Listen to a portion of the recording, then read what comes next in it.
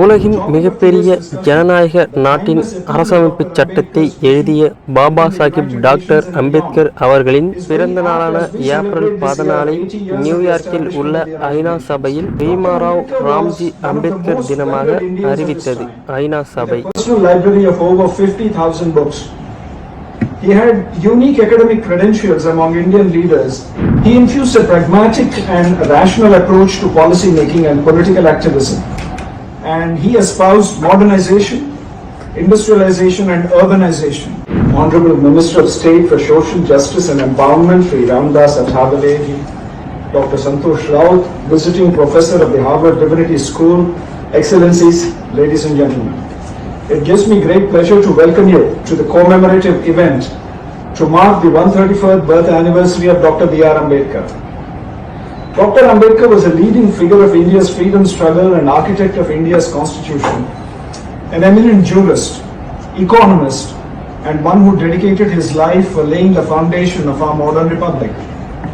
The topic of today's discussion, the timeless appeal of Dr. Ambedkar's vision within the United Nations and beyond, is very apt as we celebrate this year 80 years of the establishment of the United Nations.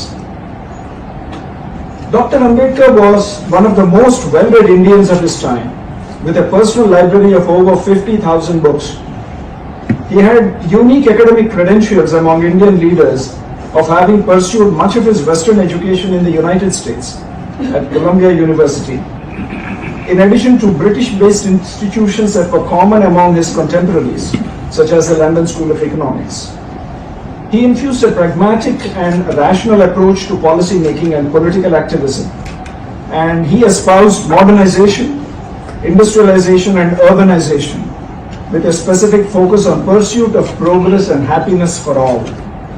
Above all, he brought his keen intellect and intelligence to bear on the multifaceted political struggle to achieve India's independence. Today, I would like to discuss a few core aspects of his political philosophy that have a timeless appeal within the United Nations and beyond.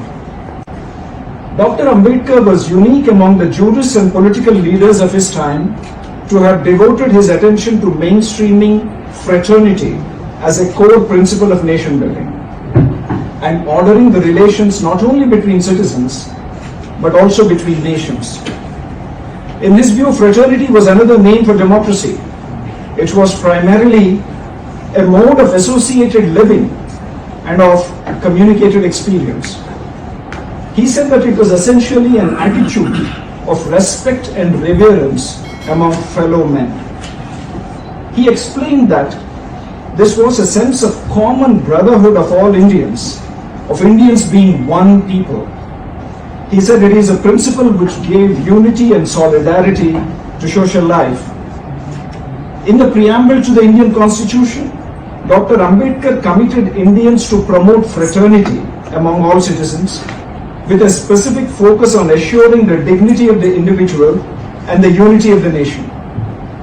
He looked for sources within Indian civilizational inheritance for his focus on fraternity and found that which sustains equality and liberty is this fellow feeling, which he said the French revolutionists called as fraternity. Yet he felt that fraternity was not an adequate expression to express the fellow feeling and felt that the Sanskrit term Maitri better encapsulates the fellow feeling which sustains equality and liberty, which he opines is therefore the root of democracy. The concept of human fraternity that Dr. Ambedkar espoused is strongly connected to the core principles and purposes of the United Nations Charter. The UN Charter emphasizes international cooperation, the promotion of respect for human rights and fundamental freedoms, and the development of friendly relations among nations, all of which align with the values of human fraternity.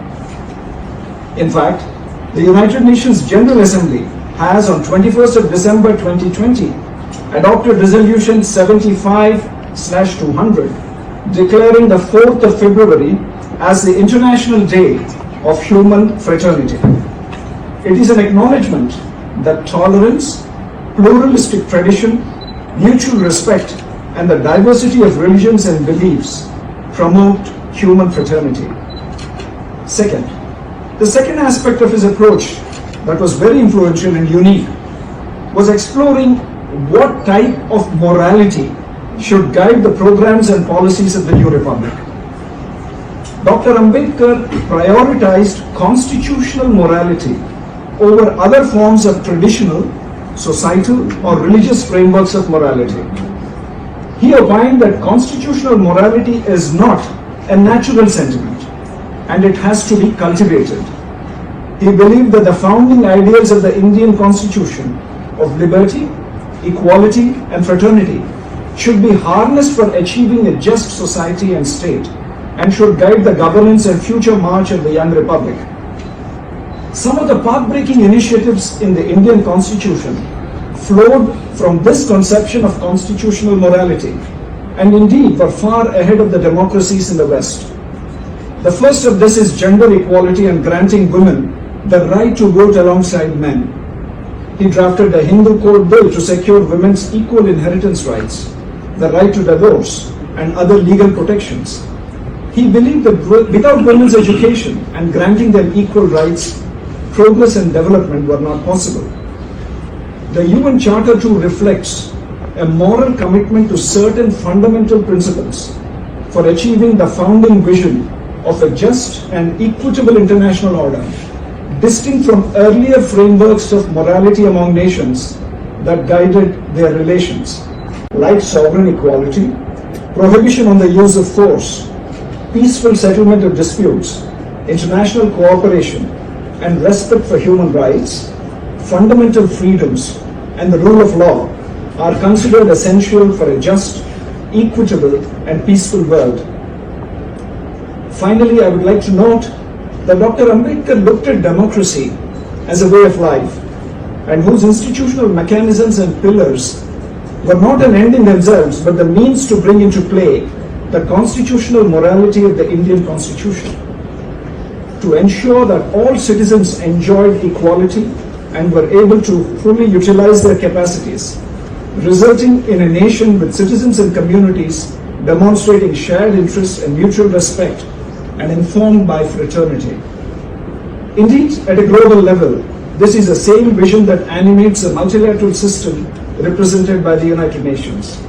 How to ensure that the framework of morality of the UN Charter guides the international order and interaction between peoples and nations so that we have justice and equality with no nation left behind. As Dr. Ambedkar notes, prioritizing such a framework of morality is not a natural sentiment, but it has to be cultivated. The world cannot afford an unjust and inequitable international order with only the topsoil representing the elements of the UN Charter. As we mark UN at 80 this year, reforming the United Nations cannot be postponed any further, and making it fit for purpose is the need of the hour. We cannot have the morality of 1945 guiding the conduct between nations and peoples in 2025. I look forward to interesting discussion today and thank